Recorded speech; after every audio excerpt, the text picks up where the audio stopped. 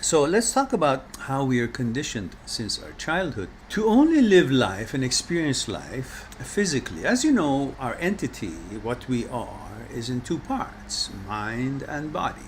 While there's no dividing line between mind and body, but we seem to think that we are just a physical body because we have learned to experience life with what we see, what we feel, and not so much been trained or conditioned or introduced to the idea of how the inner energy and the psyche actually is part of who we are, which completes our existence, our entity on this life. And nobody teaches us or taught us, or in schools or in regular socializing and how it is in the world, about our other part, which has a great influence to how we live, how we think, and how we function, which is our key, our energy, and our connection to the universe.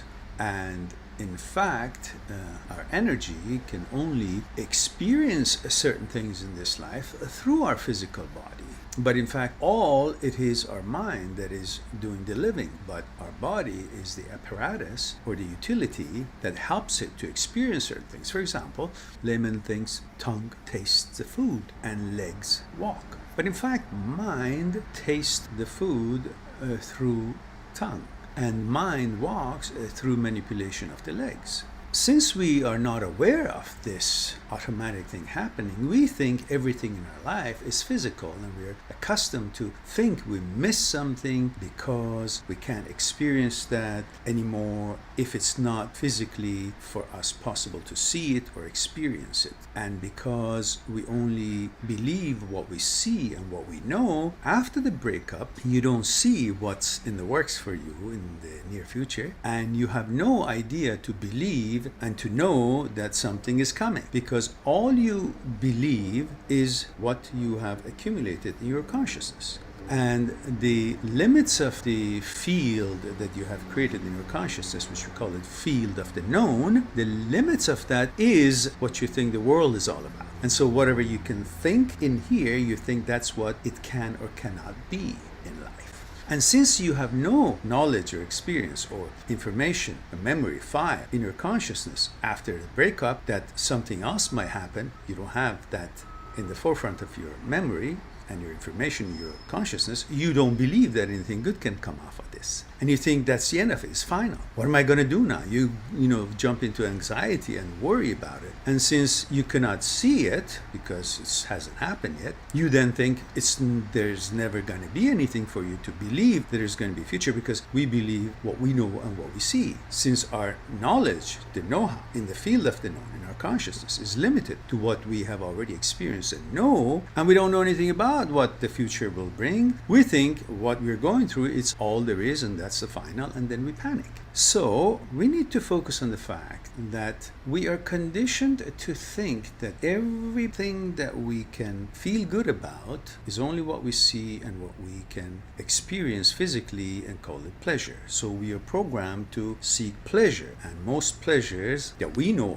of in the regular life and regular community societies are physical. So we have no knowledge of that the pleasure and experience of life could be more than physical. So we're focused totally on this relationship that is physical, intimacy physical, touching physical, going on date physical, making love physical, sex, of course, same as making love physical, sports physical, enjoyment of a movie, visual, so pretty much has to do with our physical abilities in a way. But everything, every pleasure that we are accustomed to or learn that we should pursue, which we are programmed to pursue pleasure, that's our instinct and conditioning, is all based on physical. So when a physical relationship being physical, when we lose that, we think there is no other way that we can be pleased or enjoy life or experience life, because the pleasure, that physical pleasure, is now done, is limited, is now gone, doesn't exist. So we think, because of what I explained, no more pleasure will come, and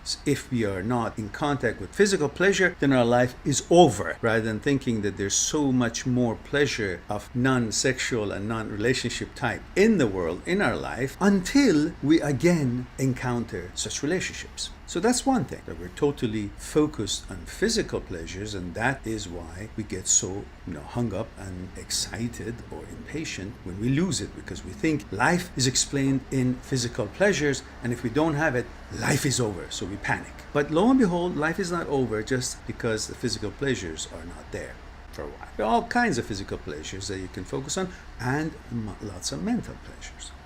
Second topic that I wanted to talk about was about energy. You know how it feels when you were in school and you'd go to the new class, finished last year, now it's a new year starting. You go to the new classroom and everything is new. You're not used to it. You've never been in that classroom. You don't feel comfortable. It's kind of unbalanced. Or if you get a new house or a new apartment, if you're at the age that you rent a new apartment or buy a new place, or if you're living with your parents, when your parents moved to a new place, everything was new. The walls were not talking to you, like you were not feeling the energy, any connection, any feeling to that new environment, until a few days passed, a few weeks passed. Then the classroom became a little bit more familiar, the new place that you were living more familiar. Even if you had the bicycle, it was new, but it wasn't really feeling like the old bicycle that you had, until a while passes and you exchange interaction with that bicycle, and do things in that classroom, or you set up your things in the new home, new apartment. These are all part of interactions that are non-physical. Being creates and interchanges with the environment, and that's called, in a way, the energy exchange. The key that you put in that classroom, that you put in that house, that you put on your bike, in your car, everything, it suddenly becomes the extension of your energy, because you have now experience of exchange and interchange with that energy of that whole new thing. And with your partner, through your relationship, you've been doing this. Remember when you just met him or her, it was not that comfortable, it was just beginning, but then after a while you guys became familiarized. Now that is what the energy that makes you feel you're missing something now that is broken up, because you now miss the old order, the old feeling, the old psychological security, the old familiarity. But it doesn't mean that what you just created with that person through time, through interaction of energy, cannot be created with another possibility in the future, near future. When you meet someone new, it's like you go into the new classroom, it's unfamiliar, but you get familiar and you don't even remember the old classroom anymore. Same thing, new relationship will happen. You exchange and interchange energy, and you become familiar, the key exchange, and again, you feel wonderful and comfortable, and you won't even remember the old relationship. So until that happens, believe that your existence is not just physical. The reason you feel physical pain is because the mental part connection is broken, and that can be reconnected through another opportunities in the coming future. So lo and behold, and relax, you'll all be okay. Now the third thing that I wanted to talk to you, which I told you I don't remember, I still don't remember. So it was that, and it was that. So perhaps in another video I can think of it. So in the meantime, just remember that you should not start believing what your mind conjures up after your breakup. You feel like something has gone wrong, and therefore you go to the end of the consequences of it, and you start paying the consequences of it. You become fearful of being alone and things not going right, and you start you start reacting to what your thoughts have conjured up, which is limited to what you can see or imagine, and you have no knowledge of what it could be, but you decide that this is final. And then you start panicking and reacting to it because you believe your thoughts. And this was the third thing I wanted to talk about. Your thoughts, just because it happens inside you, doesn't mean, just because it comes from you, doesn't mean it has credibility. Doesn't mean you have to believe it. Your thoughts are stupid. Your thoughts are just created out of nowhere often, and you have nothing to do with them. And it does not mean that's how it's going to be. Your thoughts are limited to the content of your consciousness. So what you think, there's no reason for you to believe it. Whatever you believe it's going to be, most often will not be, because you don't know what the future holds and the variables in it. So stop believing your thoughts just because you thought of it, and be hopeful. Believe in the way of the universe, the movement of the energy, and the exchange and interchange, and things that change every moment, every second. And this too will change, and you will just be fine. You'll move on and be strong, confident, and happy again.